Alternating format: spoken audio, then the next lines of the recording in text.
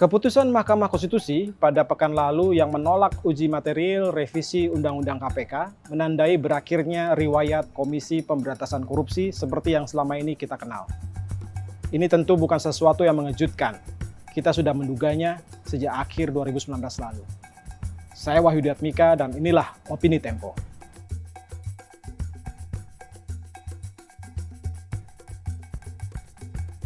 Dua tahun yang lalu, Dewan Perwakilan Rakyat bersama Presiden Joko Widodo memulai sebuah proses yang akan kita kenang sebagai awal matinya KPK. Keputusan DPR dan Presiden Jokowi mengubah Undang-Undang KPK sekarang ditandai atau dilengkapi dengan keputusan Mahkamah Konstitusi yang menolak uji material yang diajukan oleh masyarakat sipil mengenai perubahan-perubahan mendasar dari KPK. Ini sesuatu yang sebetulnya sudah kita duga sebelumnya. Sejak 2 tahun yang lalu, Presiden Jokowi sudah didesak untuk mengeluarkan Perpu, tetapi itu tidak dilakukan.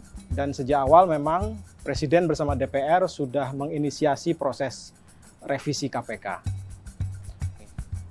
Banyak yang berteori bahwa revisi Undang-Undang KPK ini adalah strategi Jokowi untuk menggolkan Undang-Undang Omnibus Law, Undang-Undang Cipta Kerja, yang diharapkan menaikkan jumlah investasi yang masuk ke negeri kita. Apapun alasannya, tindakan Presiden telah mengorbankan gerakan pemberantasan korupsi dan yang sekarang sudah kita lihat hasilnya. Revisi Undang-Undang KPK telah mengubah secara drastis wajah KPK seperti yang selama ini kita kenal. Para penyidik yang dulu independen sekarang menjadi aparatur sipil negara. Para pimpinannya yang dulu berkomitmen memberantas korupsi sekarang diisi orang-orang yang dipilih oleh DPR dengan kepentingan-kepentingan politik tertentu. Memang kewenangan Dewan Pengawas untuk menyetujui penggeledahan maupun penyadapan telah dikembalikan kepada pimpinan KPK oleh keputusan MK yang kemarin. Tetapi itu tidak mengubah persepsi dan anggapan publik bahwa kewenangan-kewenangan kunci KPK telah dipreteli. Karena itu kita tidak perlu terkejut ketika kita mendengar tes wawasan kebangsaan yang dibuat oleh pimpinan KPK bekerjasama dengan Kementerian Pendayagunaan Aparatur Negara dan Badan Kepegawaian Negara (BKN) memotong 75 dari 1.300 pegawai KPK. Padahal 75 penyidik yang dinyatakan tidak lolos tes wawasan kebangsaan ini adalah ujung tombak pemberantasan korupsi di KPK selama ini. Mereka adalah penyidik-penyidik kunci yang memegang kasus-kasus besar dan telah terbukti selama ini integritas dan kapasitasnya tidak bisa diragukan lagi. Banyak yang menduga bahwa tes ini adalah rekayasa semata dari pimpinan KPK untuk menyingkirkan mereka yang dianggap membangkang.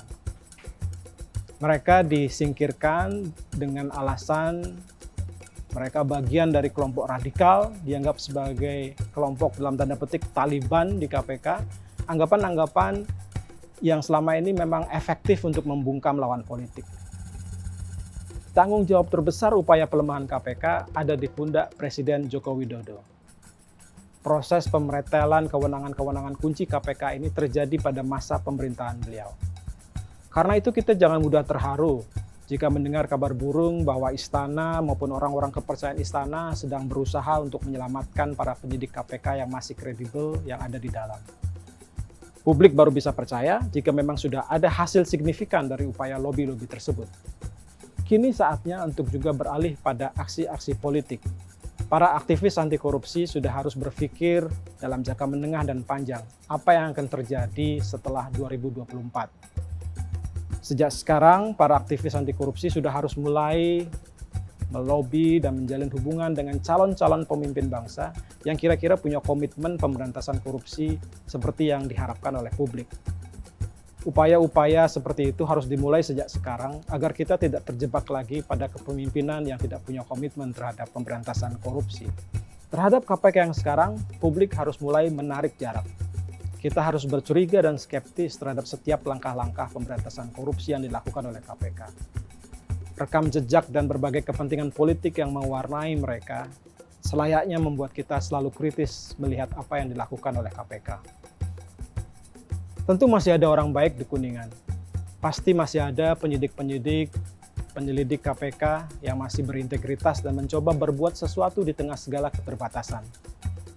Kepada mereka kita semua angkat topi dan akan mendukung segala upaya terobosan yang bisa dilakukan untuk tetap menegakkan upaya pemberantasan korupsi. Kepada mereka yang dipaksa angkat kaki karena dianggap tidak cukup punya wawasan kebangsaan, kami mengucapkan terima kasih dan salut untuk semua perjuangan kalian. Kalian telah berusaha, kalian telah mencoba membuat bangsa ini lebih bersih dari korupsi.